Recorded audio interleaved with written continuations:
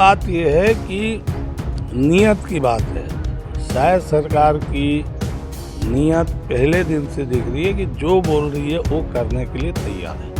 आने वाले समय में वो जब उनको यहीं पर रोज़गार मिलेगा तो निश्चित तौर पे बहुत से लोग जो है यहाँ रोज़गार करेंगे। लेकिन जब तक CSPDCL को ट्रांसफ़र नहीं होगा तब तक बिजली बिल हाफ योजना लागू नहीं की जा सकती। शायद सरकार का पहला बजट कल आ चुका है और हम बात कर रहे हैं भिलाई के संदर्भ में।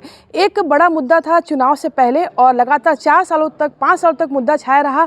टाउनशिप में हाफ बिजली बिल का फ़ायदा उपभोक्ताओं को 5 साल नहीं मिला। आखिरी के 2 महीने घोषणा भी हुई पर काम कुछ नहीं हुआ। पर नई सरकार आते ही आज बजट भी आ गया, घोषणा भी हो गई और फ़ायदा भी अब मिलने जा रहा है। लेकिन इन सबके पीछे में पूर्व मंत्री प्रेम प्रकाश पांडेय ने काफ़ी दिनों से इसमें प्रयास किया था, क्योंकि वो लगातार समझाते रहे कि किस तरीके से फ़ायदा मिल सकता है और कहाँ बात अटकी हुई है। आज इस मुद्दे पर बात करते भी आपने लगातार इसमें प्रयास किया था और पिछली सरकार ने जो वादा किया वादा खिलाफी की, पर अब नई सरकार में ये चीज़ें पूरी होने जा रही है। कहाँ तकनीकी दिक्कत थी और आपकी सरकार ने कैसे इसे समझा? देखो, तकनीकी दिक्कत कुछ नहीं थी। मुझको लगता है कि प्रारंभिक दौर पे ये चूक गए थे और चूकने के बाद फिर जैसा लोगों को समझाने लगे थे कि जब तक CSPDCL को ट्रांसफ़र नहीं होगा तब तक बिजली बिल हाफ योजना लागू नहीं की जा सकती। अब उसको तमाम हम लोगों ने 2 साल विधानसभा और अन्य जगह सब उठाया सारे तरफ। जब चुनाव आया तो चुनाव के समय इन्होंने फिर उसको लागू करने की घोषणा भी की, एक आदेश निकाला, लेकिन फिर वो चूक गए। जो साथ में पैसा देना था या बजट देना था वो नहीं दे पाए।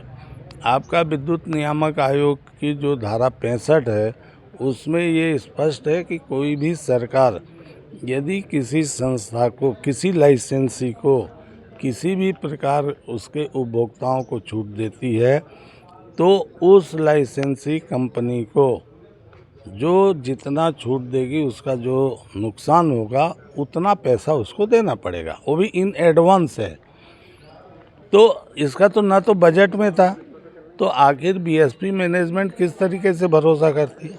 अब जो है 4,74,00,000 रुपया थर्ड सप्लीमेंट्री जो बजट है उसमें रख दिया गया और जो मेन बजट है उसमें प्रदेश के सारे उपभोक्ताओं को जैसे लिया गया है, अब यहाँ के भी घरेलू उपभोक्ताओं की संख्या उसमें जोड़ ली गई है।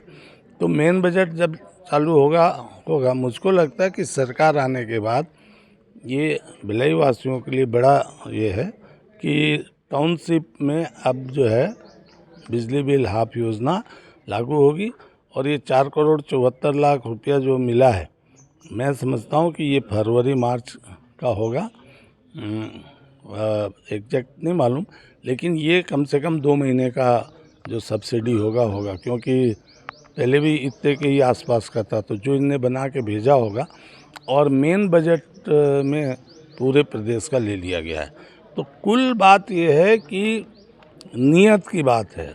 शायद सरकार की नीयत पहले दिन से दिख रही है कि जो बोल रही है वो करने के लिए तैयार है। अभी हम बात करें भिलाई के संदर्भ में, तो भिलाई में अब IT हब के रूप में डेवलपमेंट की बात की जा रही है। चूँकि एजुकेशन सिटी है तो एजुकेशन से ज़्यादा जोड़ा जा रहा है, तो इसको किस रूप में देखते हैं, कितना फ़ायदा युवाओं को मिलेगा इसमें? नहीं, बिल्कुल। हम लोग चुनाव के सामने इस समय बात को कह रहे थे कि रायपुर में एक जो आपका इनोवेशनल हब खोलने की उसकी चर्चा हो रही है और दुर्ग भिलाई में IT हब बनाने का, तो उससे जो लड़के हमारे मेट्रोज़ और एब्रॉड जा रहे हैं आने वाले समय में वो जब उनको यहीं पर रोज़गार मिलेगा तो निश्चित तौर पे बहुत से लोग जो है यहाँ रोज़गार करेंगे। हालांकि बेटरमेंट के लिए फिर भी कोई बाहर जा सकते हैं, लेकिन काफ़ी हद तक ठीक होगा। दूसरा, जब यहाँ एम्प्लॉयमेंट जनरेशन होगा, यहाँ लोगों को पैसा मिलेगा, तो उस पैसे का जो खर्च होगा तो यहाँ के GDP में भी उसकी ग्रोथ में आएगा, तो फ़ायदा तो होना है।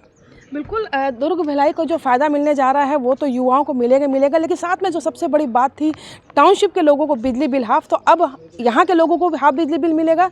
तो चूंकि मोदी की गारंटी की बात थी और मोदी की गारंटी वाला बजट था, तो गारंटी अब बिल्कुल प्रूफ हो गई है कि अब जो है लाभ बिल्कुल मिलने जा रहा है। कोमल धनेसर, IBC 24 भिलाई।